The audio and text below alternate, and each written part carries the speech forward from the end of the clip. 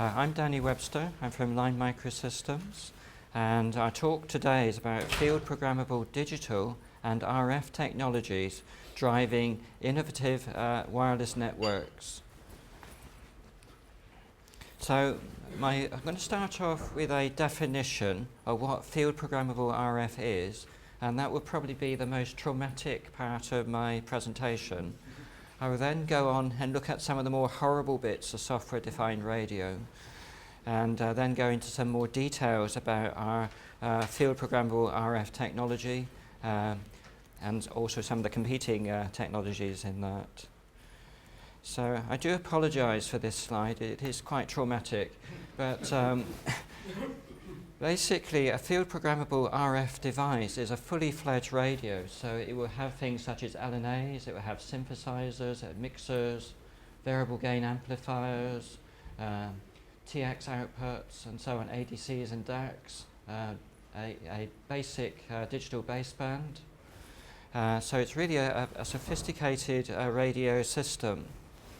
And in our basic digital baseband, and again our competitors have a similar product, we have things like IQ gain correction in digital, DC correction or LO leakage cancellation in digital, complex mixer with a numerical controlled oscillator, up-down sampling or decimation interpolation, FIR filters, receive signal strength, and a digital AGC, and obviously inverse sync for the TX side. So this is what we mean by a field-programmable RF block. Each of these blocks is programmable, bypassable, so you can pick and choose what you want in your actual radio system. Okay, on to software-defined radio, the dream.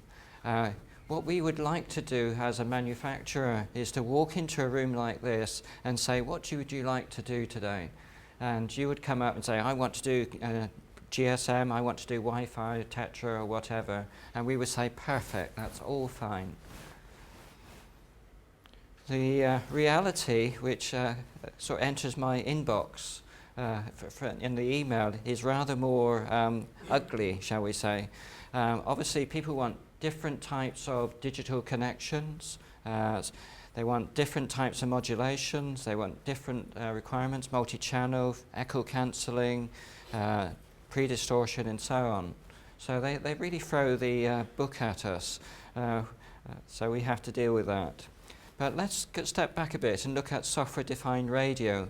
We can kind of split it into 6 parts. We can split it into the passive parts, antennas, SAW filters, RF switches, and power amplifiers.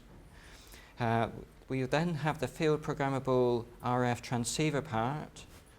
Then we have a digital part, which is normally a field-programmable gate array, or it can be a microprocessor system. We also have software sitting on top of that, whether it's VHDL or C programming. And obviously you have a network. These things normally connect to something else.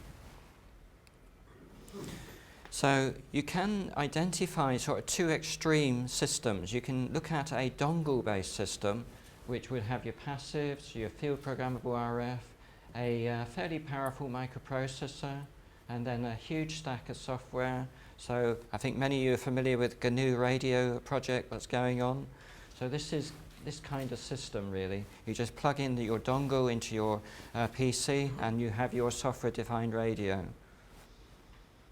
The question is really how fast does my Raspberry Pi have to be in order to simultaneously do 20 megahertz LTE, 20 megahertz Wi-Fi, second generation digital television, GPS or GNSS, and still sell for £60. That's going to be an interesting discussion, and I look forward to hearing the answers over lunch. The other extreme, and I'm not sure it's fully here yet, but perhaps it's where the FPGA companies would like to take us, is that you have this super FPGA. It would have your multi-core processors. It would have a DSP, it would run Linux, it would have software on it, it would have all the different network connections, it would have a field-programmable RF device either in the same package or on the same die, and it would be just the passive devices outside. This could be very attractive if you're doing a fairly low volume product. Maybe for very high volumes, then ASICs become attractive again. One of the frightening things we have is the multitude of digital interfaces that get mentioned in the various meetings and discussions we have. But for FPGA, this is very easy. You just buy the IP block of what you actually want. So, for example, if you're doing PC cards, you may want PCI Express, SRIO. If you're doing a classic cabinet for a RF baseband company, they want CIPRI or DigiRF. Dongle people want USB. Other people want Ethernet. And some of the GNSS people want RS-232, which I thought that was dead, but apparently it's still alive out there. Whereas the field-programmable RF device people have a much more conservative approach. Often you'll find parallel CMOS, sometimes you find LVDS. There will be an SPI for controlling the device, and there may even be an I2C bus. In many applications, you have the RF going to digital. In some of the applications we actually see the RF going back out as RF. And that can be either an indoor repeater for your mobile signals, or it can be a backhaul system for a remote network system. So let's look at it a bit more closely at a typical software-defined radio at the RF end. So on the receiver side, you particularly would have multiple antennas for MIMO. You would have switches and band select SAW filters. You would probably have a balun and then a matching network. Transmit side would be very similar, except you would have a PA in there somewhere. And for GNS, you probably buy in an active module with antennas, SAW filters, and LNAs all put together, and then just plug it into your field-programmable RF. Many of our clients are actually looking for GNSS discipline TXCOs, partly for two reasons. One is for position. You want to know where your cell is. The other is that they actually have very strict timing requirements, particularly in TDD applications. And obviously baseband and network and so on. Okay, let's look at some of the ugly side of software-defined radios. One of the first problems you have is jamming. And usually the worst jammer out there is yourself, because you're transmitting.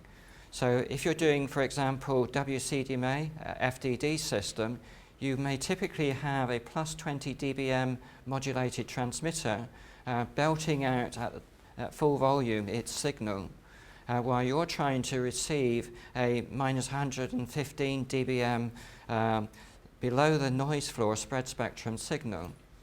So you can't get round this by just upping the gain, because your system is just going to overload. So you really need to design for very high dynamic range in these systems. In some cases it's even worse. GNSS is typically 130 dBm. I think there's some of the blockers in the specs about minus 15 dBm CW. So you really need a bit of headroom in your system to handle these kinds of signals. Another requirement you sometimes come across is frequency hopping. In the old days, you would design a fairly wideband PLL, and these would typically switch in something like 50 microseconds, or maybe a bit faster if you have a wide loop bandwidth. The problem with that is having a wide loop bandwidth, you're then compromising your phase noise performance. So an alternative strategy is to have a fixed frequency PLL and then run it through a numerically controlled oscillator, and you use your SPI interface to change your numerically controlled oscillator frequency. And typically you can hop in frequency in a 1 microsecond time frame or even less. Another favorite that comes through our inbox is digital predistortion. Everyone loves digital predistortion, but it does generate a few little bottlenecks. So a typical predistortion system would consist of a digital radio, so you would have a DAC, a anti-aliasing filter, a mixer, a power amplifier, some sort of coupler, and then an antenna. And then you're also monitoring what you're transmitting, so you have a receive mixer, a receive low-pass filter, and a receive ADC.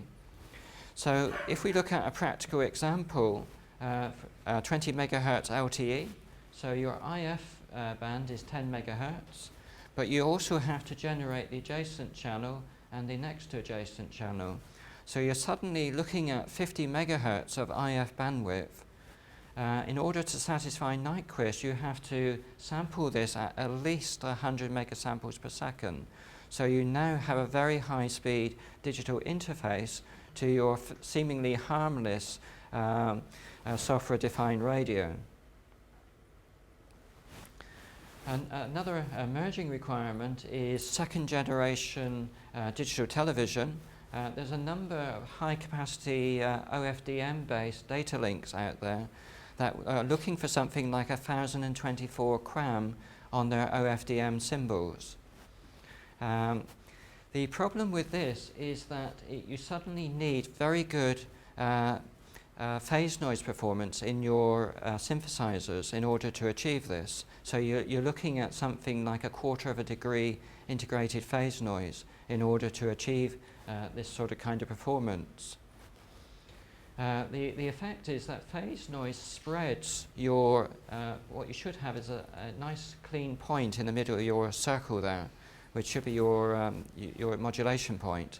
But the phase noise spreads that out, and if it's really bad, it produces inter-symbol interference.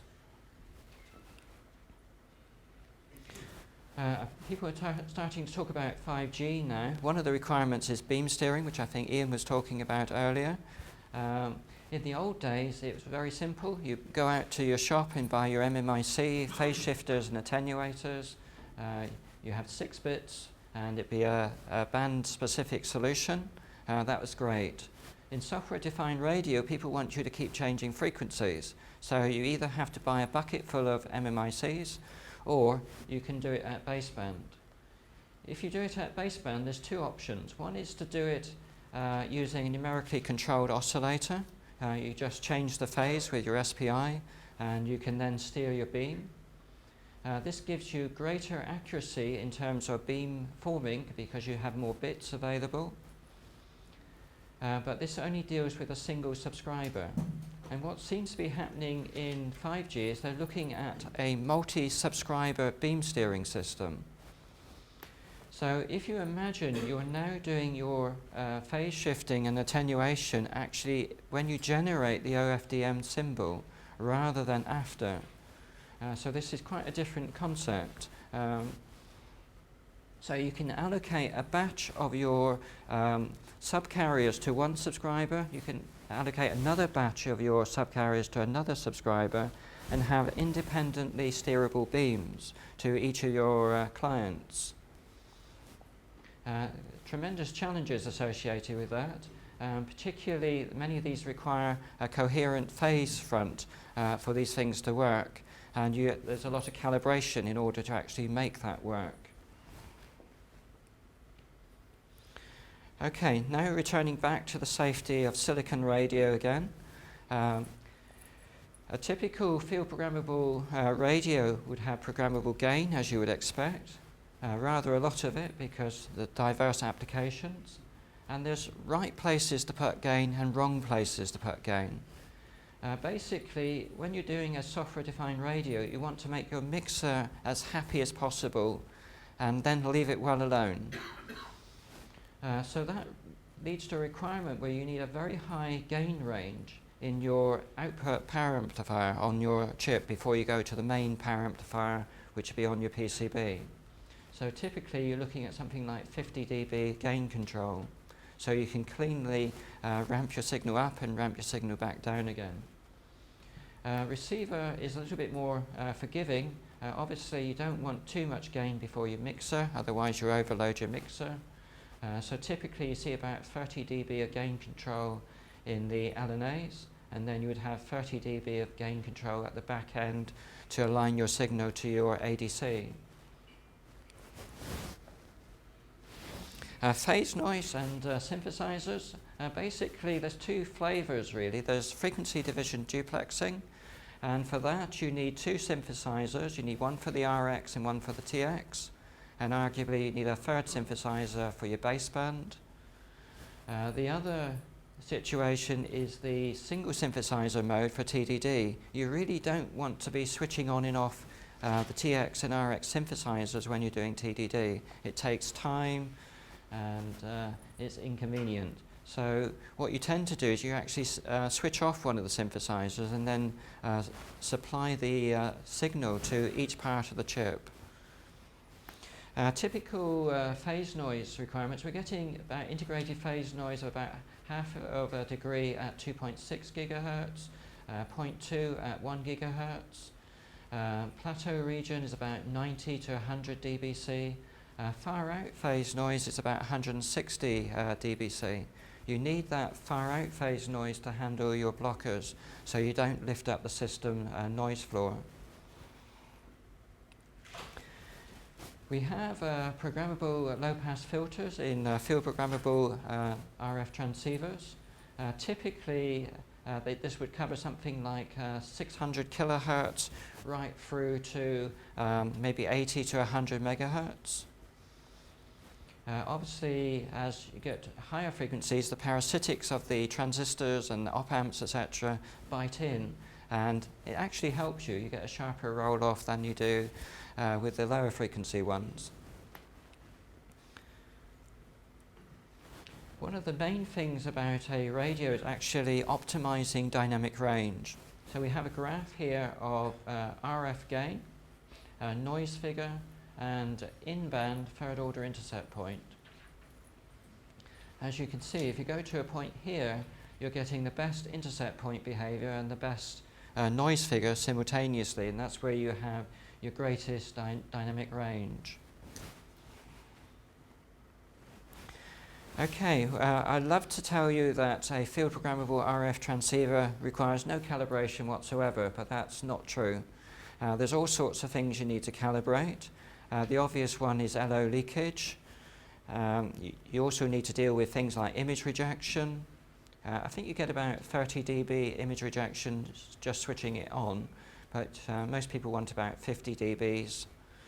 You have analog filter calibrations because on chip you get something like 20% variation in frequency, so you do need to do something about that.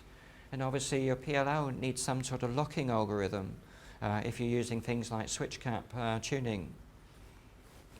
So there's a number of possible ways of actually doing these calibrations. Most of our clients actually do not want to transmit while they're doing their calibrations. This is very upsetting to the neighbors, if you like, if you have a 100-watt PA and you're doing your LO adjustments. So you can do this using either a state machine or an on-chip microcontroller. So for example, on our current chip, we actually have a, where has it gone? An 8000 series microcontroller to actually do the calibrations for us.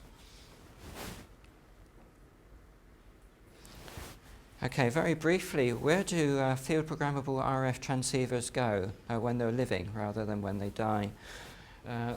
We use them in a number of products which have been built by our customers. These include various kinds of small cell base stations. It's been used in a tactical military radio product and also in a asset tracking product. Okay, that concludes my talk. I'm sure that has actually raised quite a few questions, so Leo. Could you say a few words about the techniques you had to adopt to keep the transmitter spurious levels from the IC to an adequately low level? I think just good practice, really, sort of differential signal lines, really. So, for example, and obviously, use isolation techniques that the semiconductor company provides for you, such as guard rings and so forth. I've got one actually. You showed a slide at the beginning, what everyone wants, and everyone shouting about want this one, that. How many different standards can you realistically do with a single? I think we can do most of them. I'm not aware of ones that we can't do. I think, obviously, if you're trying to do something crazy like 1024 crown at 4 gigahertz, our product wouldn't be able to do it. But for lower frequencies, we certainly can achieve that sort of thing. Right, but it's limited by the actual RF hardware that you put around your And also programmable. digital interface. You know, if someone wants to do predistortion at some crazy rate on MIMO, then obviously you just can't get the information into the chip fast enough. Right, okay, that's great. Any other questions? Yeah, at the back there. Question about standards. Does your chip have any standards to meet, bearing in mind the European Union and ETSI have standards now for receivers? Well, basically, we have to help our customers meet the various regulatory requirements. At the end of the day, it's their burden of responsibility to do that, so they have to do all the filterings that they need. But obviously, from our side, we try and keep it as clean as possible as well to help them.